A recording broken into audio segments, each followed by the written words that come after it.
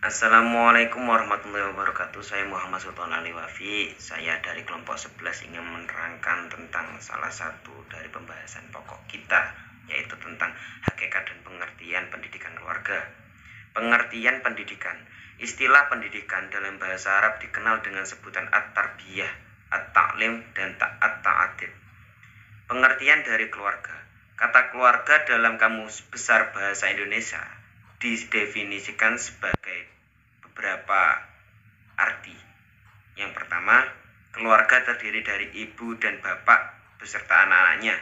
Yang kedua, orang seisi rumah yang menjadi tanggungan. Yang ketiga, sanak saudara. Yang keempat, satuan kekerabatan yang sangat mendasar dalam kekerabatan.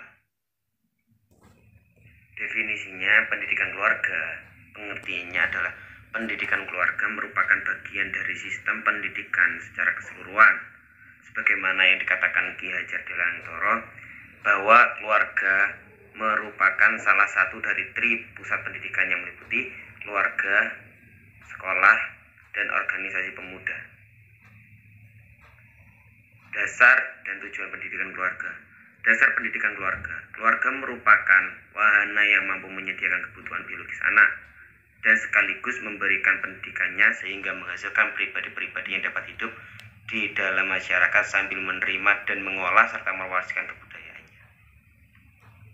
Dan tujuan dari pendidikan keluarga ideal yang sangat kuat pengaruhnya dalam proses lahirnya anak yang tujuannya. Sekian dari saya. Apabila ada tutur kata yang salah, saya mohon maaf yang sebesar-besarnya. Ihdinas siratal mustaqim. Wassalamualaikum warahmatullahi wabarakatuh. Assalamualaikum warahmatullahi wabarakatuh. Perkenalkan, nama saya Nisatul Karima dengan NIM 20.10.10.264. Perwakilan dari kelompok 11 akan menjelaskan tentang metode pendidikan keluarga. Metode ini biasa digunakan pada pendidikan dalam keluarga dengan menerapkan kedisiplinan. Disiplin adalah kepatuhan untuk menghormati dan melaksanakan akan keputusan pemerintah atau peraturan yang berlaku.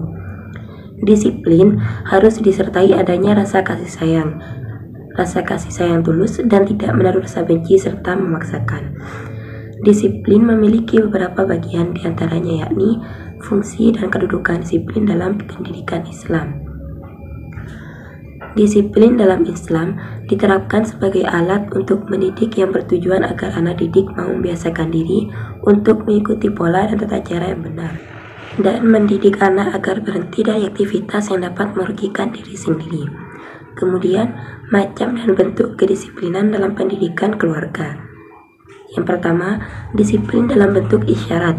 Maksudnya yakni disiplin yang diberikan dalam bentuk ekspresi anggota badan. Kemudian yang kedua, disiplin dalam bentuk perkataan, yakni berupa teguran, peringatan, ancaman, nasihat, dan lain-lain.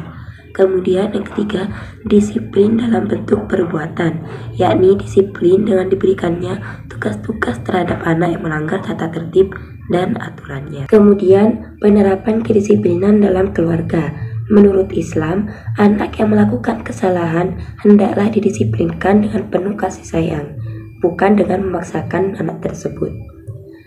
Kepemimpinan sebagai cara mendidik anak yang baik adalah dengan menggunakan cara demokratis, tetapi tetap memperhatikan nilai-nilai yang universal dan absolut, terutama yang berkaitan dengan pendidikan agama Islam. Dari sinilah diketahui bahwa kepemimpinan yang tepat adalah kepemimpinan yang demokrasi dan ketiga-tiganya dapat diterapkan dalam mengasuh anak. Tetapi orang tua di sini harus bisa menempatkan ketiga pola tersebut pada saat yang tepat. Kemudian aspek-aspek pendidikan dalam keluarga. Dalam keluarga, orang tua harus merealisasikan peran atau tanggung jawabnya dalam mendidik anak. Terdapat beberapa aspek penting yang harus diperhatikan orang tua dalam keterkaitannya terhadap pendidikan anak. Di antaranya yakni 1. Pendidikan ibadah. Sebagaimana telah diterapkan dalam surah Al-Luqman ayat 17, di mana ayat ini menyangkut hal-hal yang berkaitan dengan amal soleh, yang puncaknya adalah sholat, serta amal kebajikan yang tercermin dalam amar ma'ruf dan nahi munkar. Juga nasihat berupa perisai membentengi seseorang dari kegagalan, yaitu sabar dan tabah. Kemudian yang kedua, pokok-pokok agama Islam dan membaca Al-Quran.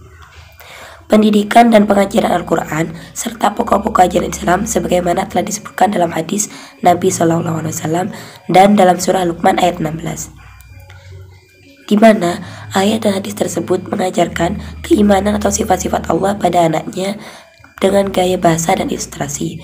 Kemudian yang ketiga, pendidikan akhlakul karimah. Pendidikan akhlakul karimah di sini yakni pendidikan yang mengajarkan mengenai akhlak dengan cara melatih anak membiasakan hal yang baik, menghormati kepada orang tua, bertingkah laku yang sopan, dan lain sebagainya. Kemudian yang keempat, pendidikan akidah Islamiyah. Dalam keluarga harus memperhatikan pendidikan akidah Islamiyah, di mana akidah ini merupakan inti dari dasar keimanan seseorang yang harus ditanamkan kepada anak sejak usia dini. Demikian yang bisa saya sampaikan, kurang lebihnya mohon maaf. Wassalamualaikum warahmatullahi wabarakatuh. Assalamualaikum warahmatullahi wabarakatuh. Saya Aulia Salim Mahmudah dengan nomor NIM 2021 Saya perwakilan dari kelompok 11 ingin mempresentasikan mengenai fungsi agama dalam pendidikan keluarga. Dalam sebuah keluarga terjadilah proses pendidikan di mana antara anggota keluarga saling berinteraksi. Dalam interaksi ini terjadilah proses pendidikan dan pola asuh serta perilaku ihsan pun dapat melingkupinya. Maka disinilah fungsi-fungsi agama dalam keluarga mempunyai peranan penting. Di antaranya yang pertama, yakni berfungsi sebagai pemupuk solidaritas. Yang kedua, berfungsi sebagai edukatif. Yang ketiga, berfungsi sebagai penyelamat. Yang keempat, berfungsi sebagai kontrol sosial. Yang kelima, berfungsi kreatif. Yang keenam, berfungsi sebagai pendamai.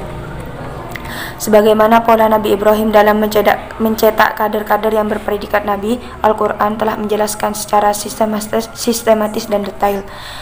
Di antaranya yakni pertama, visi pendidikan Nabi Ibrahim adalah mencetak generasi soleh yang menyembah hanya kepada Allah Subhanahu wa Ta'ala. Yang kedua, misi pendidikan Nabi Ibrahim adalah mengantar Nabi Ismail dan putra-putranya mengikuti ajaran Islam secara totalitas. Beliau juga menerapkan seluruh ajaran Islam dalam kehidupan sehari-hari. Yang ketiga, kurikulum pendidikan Nabi Ibrahim sangatlah lengkap. Kurikulum yang diberlakukan oleh Nabi Ibrahim ini telah mempertimbangkan aspek kognitif, afektif, dan psikomotorik. Yang keempat, lingkungan pendidikan Nabi Ibrahim untuk putranya itu bersih dari virus-virus yang membahayakan akidah dan akhlak. Beliau juga dijauhkan dari pendidikan yang beliau terapkan adalah lingkungan yang dijauhkan dari berhala, dunia, pikiran yang sesat, budaya jahiliyah, dan perilaku sosial yang tercela. Pendidikan Nabiullah Ibrahim memang sangat patut dicontoh. Beliaulah satu-satunya nabi yang mampu menghantarkan putra-putranya untuk menjadi nabi. Dan dari keturunan anak cucu beliaulah nabi akhir zaman, yakni Rasulullah SAW muncul. Sekian penjelasan dari saya, kurang lebihnya saya mohon maaf. Wassalamualaikum warahmatullahi wabarakatuh.